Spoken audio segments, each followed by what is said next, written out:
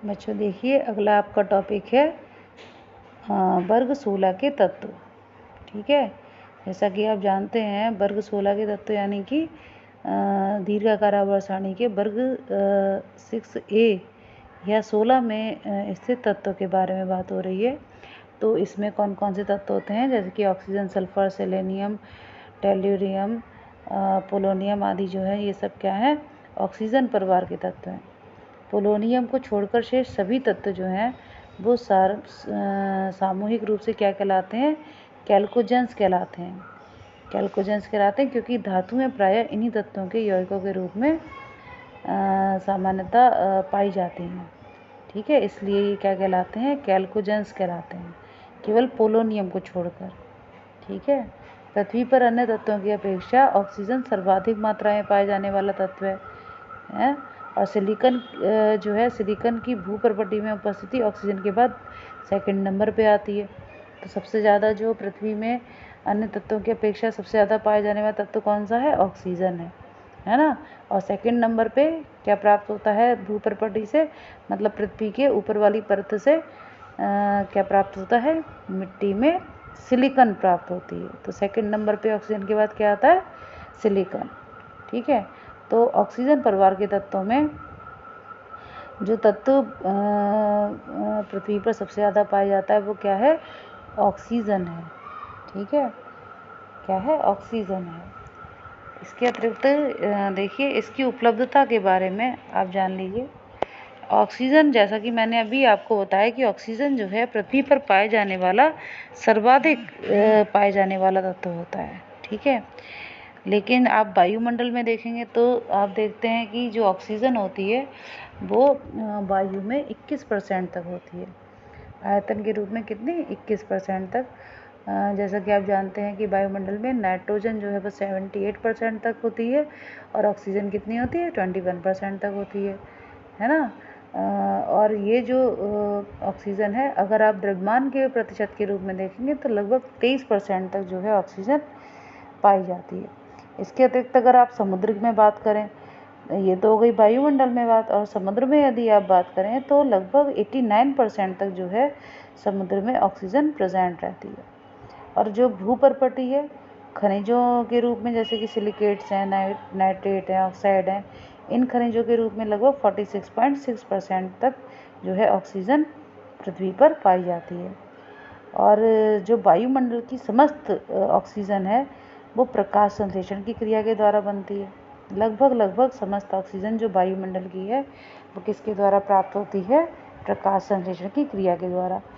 ठीक है, प्रकाश संश्लेषण की क्रिया में ऑक्सीजन की प्राप्ति होती है। इसके अतिरिक्त सल्फर जो है वो तुलनात्मक रूप से कम और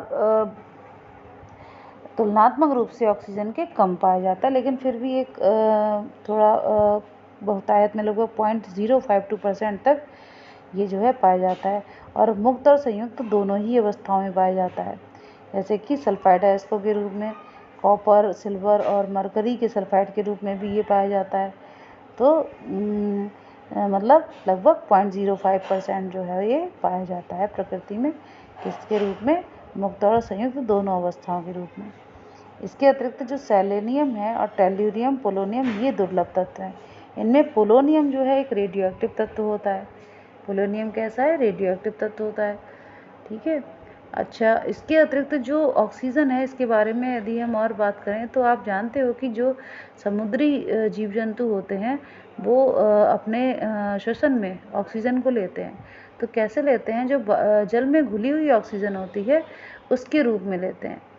ठीक है, तो इस प्रकार से आप समझ गए होंगे कि ऑक्सीजन जो है वो जल में भी बहुत ज़्यादा आवश्यक तत्व है। इसके अतिरिक्त आप देखिए इलेक्ट्रॉनिक विन्यास यदि आप देखें तो कैसा होता है इनका। तो जो वर्ग 16 के तत्वों के का इलेक्ट्रॉनिक विन्यास है, आप देखेंगे कि बाह्य कोश में इनमें क्या होते हैं, 6 इलेक्ट्रॉन पाए जाते हैं। इनका जो सामान्य इलेक्ट्रॉनिक विन्यास होता है वो कितना होता है, NH2 NP4 होता है। ठीक है, तो oxygen, sulphur, selenium, tellurium, polonium, इन सभी की बाहर वाली कक्षा में जो है क्या होते हैं, 6 इलेक्ट्रॉन हैं। वो बात अलग है कि जो आपकी ऑक्सीजन है उसमें आवर्त की संख्या 2 होती है, सल्फर में 3 होती है, सेलेनियम में 4, टेल्यूरियम में, सेलेनियम में 4 और टेल्यूरियम में कितनी होती है 5 और पोलोनियम में 6 होती है आवृत्त की संख्या। तो इस प्रकार से जो है इन सभी की बाहर वाली कक्षा में क्या होते हैं 6 इलेक्ट्रॉन प्रेजेंट रहते हैं। यदि हम बात करें इनकी परमाणु त्रिज्या और आयनीय त्रिज्या की, तो आप देखिए इनकी परमाणु और आयनीय त्रिज्या आप देखेंगे जब वर्ग में आप ऊपर से नीचे की ओर जाएंगे तो क्या होता है, कोश के बढ़ने के कारण कोशों की संख्या बढ़ जाती है, कक्षाओं की संख्या बढ़ती है, तो परमाणुविक और आयनिक त्रिज्या इन दोनों में ही वृद्धि होने लगती है। ठीक है, जबकि ऑक्सीजन जो है, ऑक्सीजन का परमाणु एक अपवाद के रूप में यहाँ पर नज़र आता है। ठीक है, इसके अतिरिक्त ऑक्सीजन जो है गैस है, जबकि जो दूसरे तत्व होते हैं वो कैसे होते हैं, ठोस होते हैं।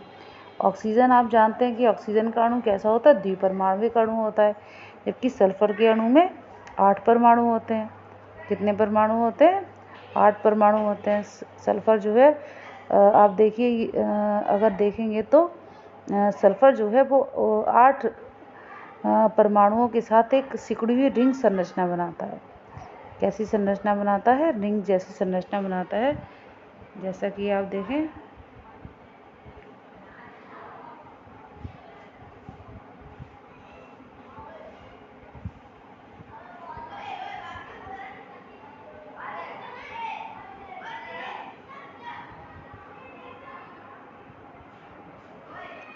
इस प्रकार से एक रिंग संरचना के रूप में